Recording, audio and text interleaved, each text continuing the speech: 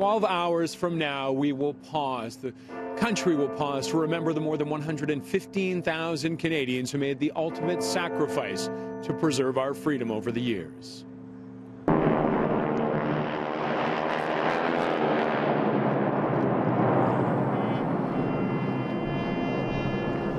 For nearly 100 years, the last post has echoed hauntingly through the downtowns as the city pauses for a moment's silence to honor the fallen. And while our veterans may be fading away, the respect and admiration of those around them only grow for their valor and strength. Now, tomorrow will mark the 99th anniversary of the end of the Great War. World War I. Many of the more than 4,000 Canadians killed at Passchendaele are buried. Officially, the second battle for Passchendaele was considered a victory for Canada. But for many of the soldiers, it was simply a waste of human life. Canadian forces were brought in to relieve exhausted Anzac troops and reinforce the British.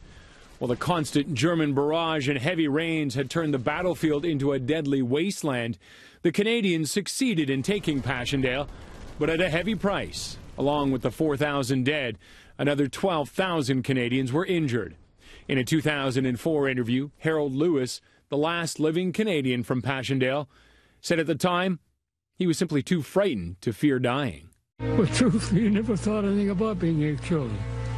In other words, when over the top, you knew you would either be killed or you'd make it. And that's all there was to it. You didn't think about it.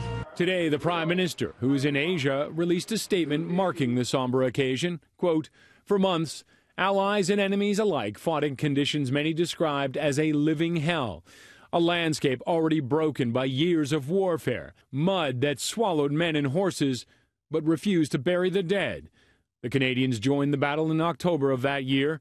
For weeks, they endured incessant rain and shell fire, but by mid-November, they had taken the ridge.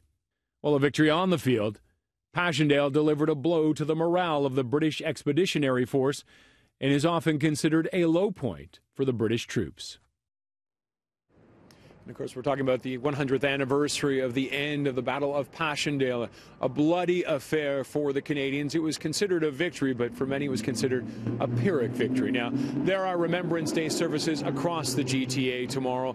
Queen's Park, one of them just up the street, and the one here at the City Hall Cenotaph begins at 10:45 tomorrow morning.